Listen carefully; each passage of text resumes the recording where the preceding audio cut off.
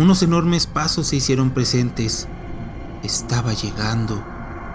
El aire que llegó con él me quemaba los pulmones, pero no desistiría. Estábamos empeñados a consumar nuestra venganza. Escuché un gran y pesado bufido, y toda aquella tensión cayó sobre nosotros tan violentamente que mi rostro golpeó el suelo.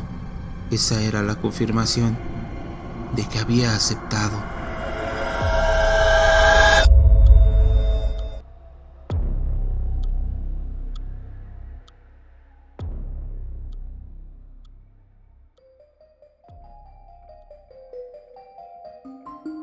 Hola a todos, espero que se encuentren bien. El día de hoy les traemos una historia de un tema que no le gusta mucho a YouTube. Así que me gustaría pedirles de su apoyo para que la plataforma no lo trate tan mal. Espero y les guste. Y si es así, nos regalen un like o un comentario con sus impresiones. Y si aún no se han suscrito, los invito a que lo hagan, no se arrepentirán. Sin más, es hora de escuchar historias, relatos o cuentos. Vengan y acompáñenme a descubrir quién es el monstruo de los cuentos. Esta historia se titula Domingo de Ramos. Este Domingo de Ramos fue un día especial. Lo estuve esperando todo el año. No hay como dedicar tu vida a Dios sin ningún tipo de remordimiento. Claro que ayudé con todo lo que fue necesario. Soy una buena creyente. Desde que me casé y llegamos a vivir a esta comunidad, no hay domingo que no asista a misa. No hay kermés en la que no ayude. No hay fiesta patronal en la que no coopere. Siempre gustosa por servir a la casa de Dios y a sus feligreses. La misa fue a las 12 de la tarde. Me preparé y compré mis palmitas en un lugar peculiar con una persona peculiar. Y como dije, este día es especial, aunque también es algo sombrío. Permítanme platicarles. En enero de este año, perdí a mi hijo Manuel. Él tenía apenas 13 años. Él era una persona muy noble, y en palabras de mi esposo, era un pendejo que nunca hizo escuchar su voz. Y aunque esto le dolía mucho a mi hijo, nunca le refutó nada a su padre. Decía que era cierto, y siempre prometía que se esforzaría más. Espero que las intenciones de mi esposo no se malentiendan. Él lo amaba muchísimo. Era nuestro hijo más pequeño. Era nuestro amado bebé. Manuel era tan amable y permisivo que era víctima de abuso en la escuela. Y su padre siempre le instó a defenderse, pero él nunca hizo nada. Y me permito comentarles que él amaba la Semana Santa. Era su festividad favorita. No sé si por la alberca o por las vacaciones o por el misticismo. No lo sé. Siempre me hacía ver el maratón de películas típicas. Ben-Hur, Los 10 Mandamientos y todas esas. Y ahora no estará aquí con nosotros. Rafa es mi otro hijo. Él ya tiene 20 años. Lo de su hermano lo afectó como no tienen idea. Bajó más de 20 kilos.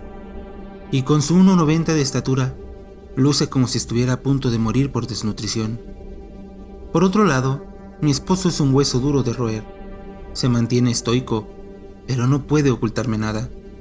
Llora por las noches y aumentó su ingesta de ansiolíticos. Se culpa por lo que pasó. Que a pesar de sus regaños, de sus lecciones de defensa personal, cree firmemente que pudo haber hecho más. Pero yo creo que en este tipo de situaciones, ningún esfuerzo es suficiente. Todos tomamos un baño, nos arreglamos, nos perfumamos y nos vestimos de acuerdo con la ocasión. Incluso compramos ropa nueva. Y ahí estábamos. Eran las 11:55 cuando salimos de la casa. La iglesia estaba en la entrada de nuestra calle, así que íbamos a tiempo. Y a juzgar por la acera atiborrada de autos estacionados, mucha gente ya estaba congregada. Rafa y mi esposo esperarían afuera. Esta iglesia es pequeña, a pesar de su reciente expansión. No caben más de 150 personas. Escuché misa de manera normal. Al finalizar, hice todo lo posible por ser la primera en formarme para la bendición. Admito que me vi muy aperrada. pero no me importó. El padre Gonzalo les dio la bendición a mis palmitas. Salí con mi familia y esperamos a que toda la gente comenzara a irse de ahí. Esperábamos a 3 familias en específico. Por fin salió la señora Georgina Salgado. Sí, era Georgina Salgado, acompañada de su esposo y de su hijo Jonás. Una vez nos vieron parados casi en la entrada sonriéndoles de oreja a oreja. No pudieron disimular su nerviosismo, incluso noté que bajaron la mirada. «¡Esperen!», les dije cortésmente. La incomodidad se hizo evidente. Se detuvieron, pero no dijeron más que «Buenas tardes». Me paré enfrente de ellos y les estiré una palmita. «Tengan, es una muestra de que todo está olvidado y de que no hay espacio para el rencor en nuestros corazones. No hay nada que Dios y la fe no arreglen». Les entregué una de mis palmitas benditas. La madre y el padre se miraron con recelo, pero al final aceptaron. «Muchas gracias y disculpen de nuevo». Agacharon la mirada y se retiraron. Casi de inmediato se dejaron ver entre la multitud los Alvarado. A ellos los recuerdo muy bien. Emiliano Alvarado, así se llamaba el jovencito que fuera compañero de Manuel. ¿Cuántas veces habré escuchado ese nombre? El padre casi aventó por delante a su esposa e hijos, caminando más aprisa, fingiendo que no nos había visto. Este señor es el típico sujeto mal encarado que siempre parece estar sudando, que maneja como loco, golpeador de familia, que se da golpes de pecho en cada festividad religiosa y que sale de pleito con medio mundo solo porque lo miran feo o le dicen sus verdades. Imagino que conocen a muchos como este. En esta ocasión quien le habló fue mi esposo, con tono autoritario. «¡Hey! Señor Alvarado, espere». Otra característica de este señor era que solo se metía con los que él suponía eran más débiles que él. Pero mi esposo ya le había dejado claro que con él no iba a ser tan sencillo, la vez del incidente de Manuel. «Dígame, señor, ¿qué necesita?». Noté que incluso sacó el pecho como gavilán. Claro, frente a mucha gente no podía quedar como un cachorro cobarde. «Tengan, es una muestra de que todo está olvidado y de que no hay espacio para el rencor en nuestros corazones. No hay nada que Dios y la fe no arreglen». Las mismas palabras. El señor vio casi con asco la palmita que le ofrecí, pero su esposa, antes de que éste pudiera decir algo, la tomó, nos agradeció y se marcharon, sin que aquel infeliz arrojara una mirada fulminante a mi esposo. Y así, la última familia, la del padre Gonzalo. ¿Cómo puede dar un sermón exhortando a todos al amor, a la tolerancia, al respeto al prójimo, a ser una persona ética cuando tiene a un hijo de mierda maleducado e insensible al dolor ajeno? Aún había gente platicando con él en el altar. Me acerqué con una gran sonrisa en el rostro. «Padre, ¿tiene un momento?». Nos apartamos. «Tenga, padre. Es una muestra de que todo está olvidado y de que no hay espacio para el rencor en nuestros corazones. No hay nada que Dios y la fe no arreglen». Las mismas palabras de nuevo. Él sonrió, me tomó las manos y comenzó a llorar, enfrente de toda la gente que aún estaba reunida. «Muchas gracias. Dios es muy grande. Todos los días ruego por tu perdón, por consuelo en nuestros corazones, por la resignación y porque nos regale fuerzas para superar todas las adversidades que pone en nuestros caminos». Quería llorar. Estaba hasta temblando. Escuchar lo que salía de su blasfema boca, su lengua bífida, vaya que era filosa. Él fue quien más perro se puso por el asunto de Manuel. Juró y perjuró que su hijo era inocente. Juró por el nombre de Dios que no eran más que calumnias. Y claro, el ser el padre que más había hecho por la comunidad, fue quien puso el último clavo en el ataúd del asunto. Evité a toda costa gritarle todo lo que pensaba de él, aventarme a golpes, pero apreté el estómago y aguanté con coraje toda esta tortura hipócrita. Hija, ve con Dios, y de nuevo, muchas gracias. Él había sido el último. En casa preparamos todo como me lo habían indicado. Despejamos la sala, hicimos el círculo de sal y ceniza, colocamos y encendimos las velas. Hoy le daría la espalda a todo aquello que siempre había imperado en mi vida: Dios. Quemamos un trozo de cada palmita que les habíamos regalado a esas horribles familias y recitamos todo el texto que nos habían dado. Eran palabras difíciles de pronunciar, ni siquiera eran en nuestro idioma. Todo al pie de la letra. Y allí estábamos reunidos mi familia y yo, sentados alrededor de ese círculo, y de la nada, todas las puertas y ventanas de nuestra casa comenzaron a abrirse lentamente. La oscuridad comenzó a entrar en la estancia. Ese era el momento de cerrar los ojos y no detener los rezos ni abrirlos, no importara qué sintiéramos o escucháramos. Unos enormes pasos se hicieron presentes. Estaba llegando. El aire que llegó con él me quemaba los pulmones, pero no desistiría. Estábamos empeñados a consumar nuestra venganza. Escuché un gran y pesado bufido, y toda aquella tensión cayó sobre nosotros tan violentamente que mi rostro golpeó el suelo. Esa era la confirmación de que había aceptado. Al abrir los ojos, mi marido y mi hijo me dirigieron la mirada con más determinación que haya visto en ellos hasta este momento. Las velas casi se habían consumido. Era hora de descansar y esperar. Aquella noche, después de lavarme la cara y curar las quemaduras de mi familia, por fin pude dormir muy bien a pesar del dolor. En la vida me había sentido tan liberada.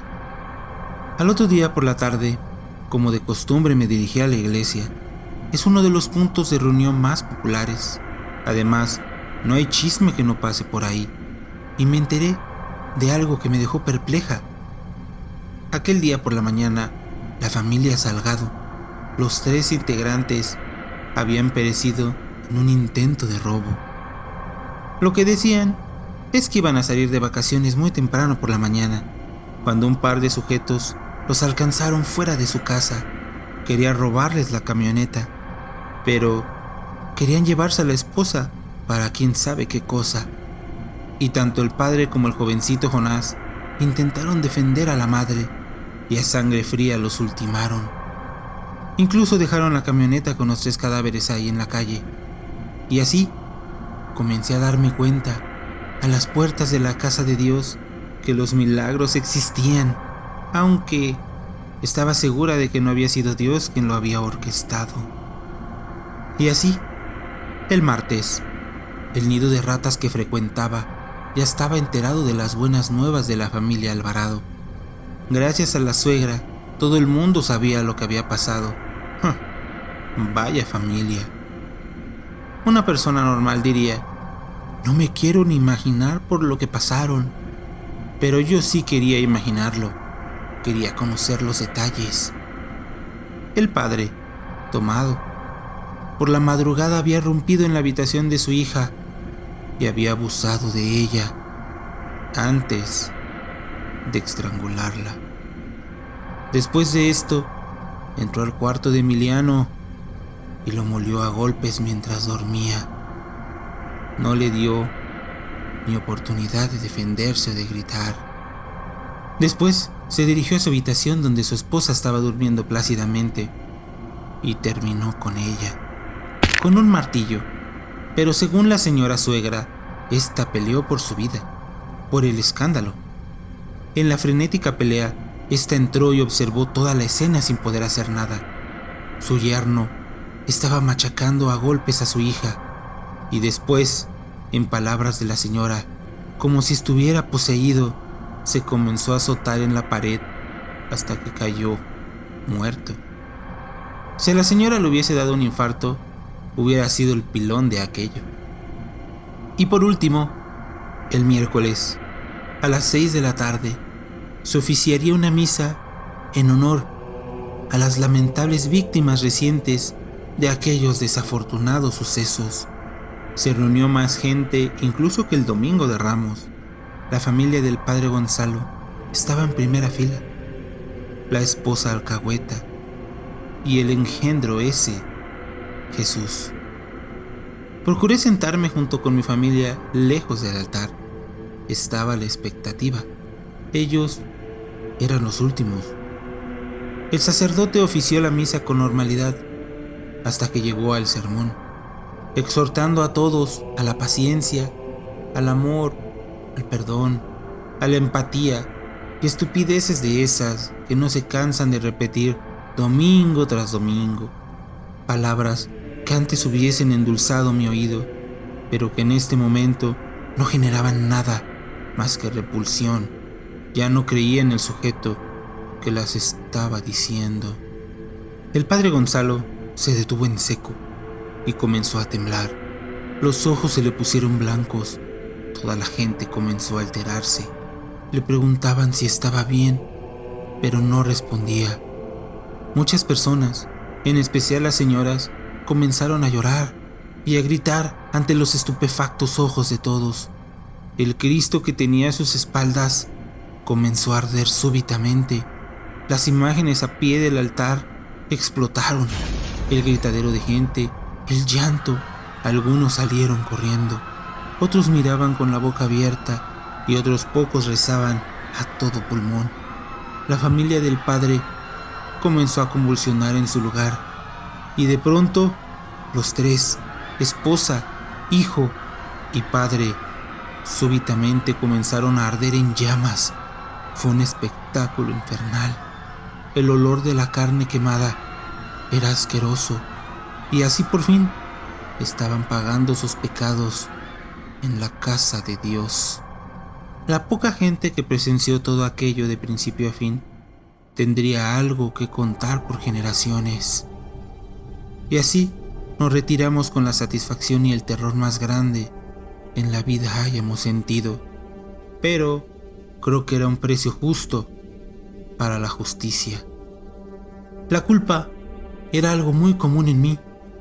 A diferencia de la mayoría de gente hipócrita que va a misa, yo de verdad intentaba ser una mejor persona y obrar con el ejemplo, y sin caer en el fanatismo. Cada vez que pecaba, intentaba enmendar todo y confesarme, siempre impulsada por este sentimiento. Pero en esta ocasión, a pesar de que sabía que todo esto era consecuencia de mis acciones, no sentía ni el más mínimo remordimiento. ¿Por qué habría de hacerlo? Ellos no lo sintieron, no se responsabilizaron de las acciones de sus bestias. Ellos jamás hicieron nada. No importó cuántas veces hablamos con ellos de diferentes maneras. No importó que el padre Gonzalo diera una plática de amor y respeto al prójimo, exhortando a todos, en especial a los jóvenes, a no maltratar a nadie. Porque eso sí, siempre estaban en la iglesia los malditos domingos, dándose la paz, con esa maldita sonrisa socarrona. Pero ahora me toca reírme a mí. Manuel fue encontrado muerto en el receso. Ante los ojos de muchos, Jonás, Emiliano y Jesús dijeron que había sido un accidente, pero tenían meses acosando a mi hijo. Lo golpeaban y lo humillaban, le quitaban su comida y la tiraban a la basura, le aventaban sus útiles al excusado, y así muchísimas cosas. Incluso lo obligaron a tragar tierra en alguna ocasión. Y unos días antes de aquel fatídico día, lo habían tirado por las escaleras, ocasionando que se rompiera el brazo.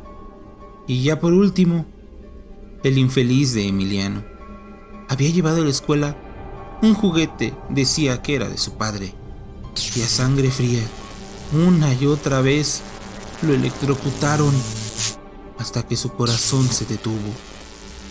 Testigos compañeros de mi hijo señalaron a esos malnacidos. que una vez que le dieron la primera descarga y Manuel cayó al suelo, ellos siguieron rolándose el taser riéndose de él, electrocutándolo hasta que murió. No le dieron una maldita oportunidad. No era un maldito animal. Su cuerpo tenía más de 20 quemaduras, algunas graves por el choque prolongado. Las autoridades lo manejaron como un lamentable accidente, un juego de niños que llegó muy lejos. Y como dije, uno de los involucrados era el hijo del padre Gonzalo, el mejor padre que haya tenido este miserable pueblo. Y como enajenados, todos aceptaron sus palabras como si fuera ley. No importaron los testimonios, no importó nada, salieron impunes. Mi marido golpeó al padre de Emiliano hasta mandarlo al hospital. El arma era de él, y los únicos que tuvimos repercusiones legales reales fuimos nosotros. Pero hoy, y no gracias a Dios, obtuvimos justicia. Sé que iremos al infierno, nos condenamos, vendimos nuestra alma, pero gracias a la hipocresía más ridícula del mundo, antes de morir, basta con arrepentirnos e iremos al cielo. Sin embargo, al menos por mi parte, eso no pasará. No me arrepentiré de esta decisión a costa de no encontrar a mi hijo en el paraíso. La iglesia no me retribuyó nada. No me importó que le dedicara mi vida. Al final me dio la espalda. Los verdaderos demonios por fin pagaron, y como dije, no fue gracias a la fe, ni al ser que permitió que todo esto le pasara a mi pobre Manuelito. Espero esta historia haya sido de su agrado. Si es así, ¿me ayudarían compartiéndola? Les dejo un par de videos en la pantalla. Espero puedan echarles un ojo. Sin más, les deseo un buen día, tarde o noche. Hasta luego.